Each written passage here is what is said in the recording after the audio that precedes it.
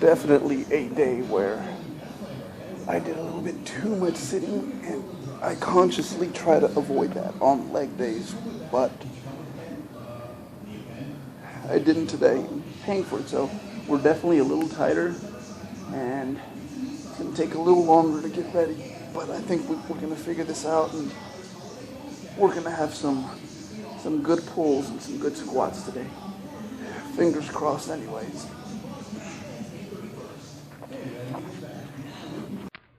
Melissa would have been really proud of me today, and one of the things she likes to give me crap about is the fact that I dislike warming up, and I think a lot of it has to do with the fact that I'm just, even after 14 years of lifting, I'm very excited to just get in there and do work.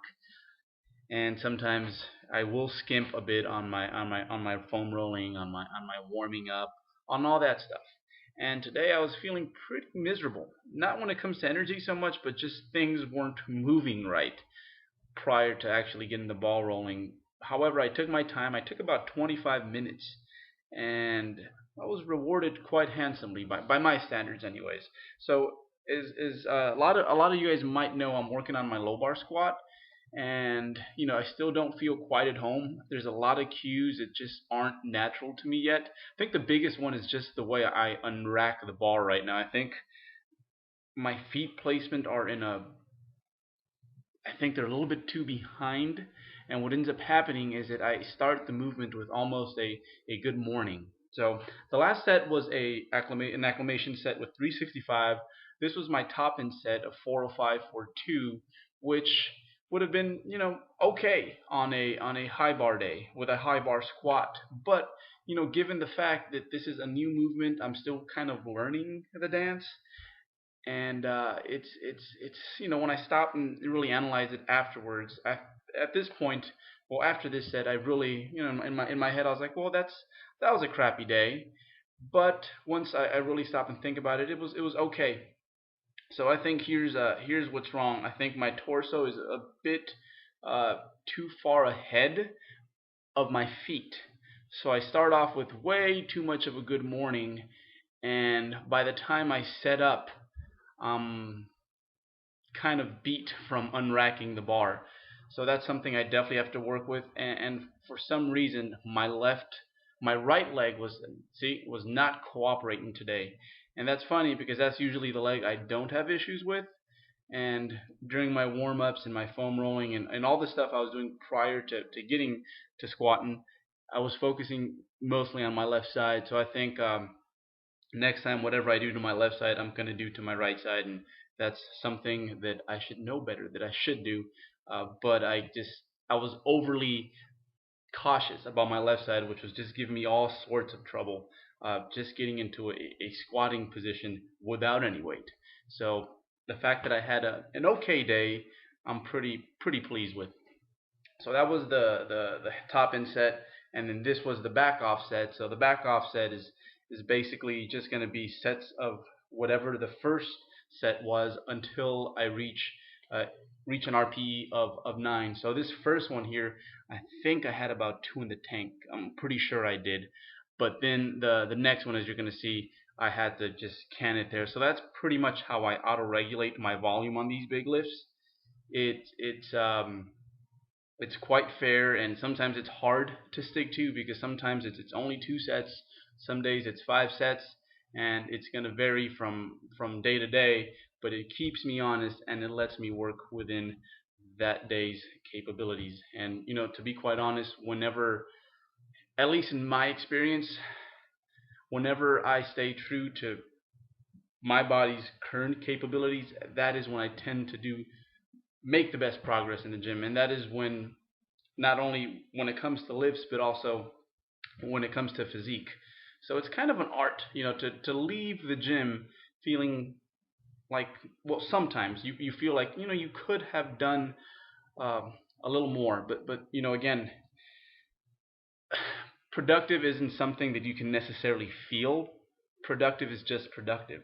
To me, it's really just about that bottom line, and it's hard for me to remain objective when it comes to my own training because I do become emotionally involved with my progress or lack of progress at times. but at the end of the day, nothing keeps me more content than the bottom line. And the bottom line to me is I want to progress. I want to get stronger, and I want to get bigger. So this was the last set, and form was pretty good, but still, after all the squatting, I was tight once again. And at this point, I was pretty worried because I was talking trash to one of my athletes, and who's now a really good friend, Brian Jewell, that freak 19-year-old that I have on here from time to time. He pulled a lot of triples with 500 pounds, I believe, which is a huge PR for him. And he has this goal that I think he's going to be stronger than I by the time he turns 25. So we're always going back and forth in a friendly manner, of course.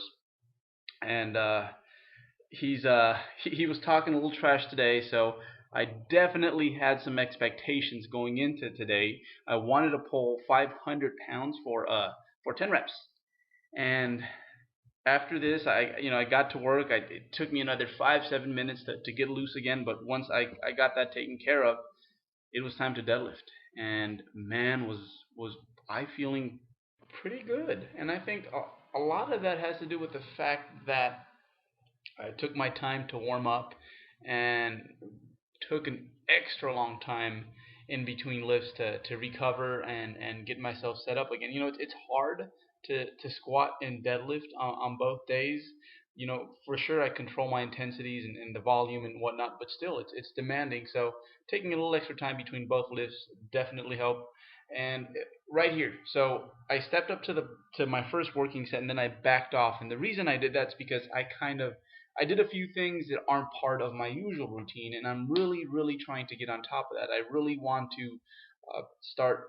I want to be more of a robot as I approach these big lifts, and I think it's really important. And a good example of this is you'll see baseball players do it all the time. So before they step in the batter's box, they'll tap their hat, they'll tap their cleats with their bat, things like that. And what that does, it just for sure it calms down nerves quite a bit, but it gives you a set routine regardless of the situation, whether it's 550 pounds or it's the bottom of the ninth with the bases loaded and your team needs you go through the same routines, same mannerisms, and I think that really leads to more consistency with form, and for sure really helps with the nerves. And I don't know about you guys, but before I get under big weights or grab a big deadlift and I'm ready to grip and rip, my heart's racing. So this definitely calms me down, and it reminds me of all my cues, which uh, again I think that's been the biggest difference in my deadlifting this year compared to previous years.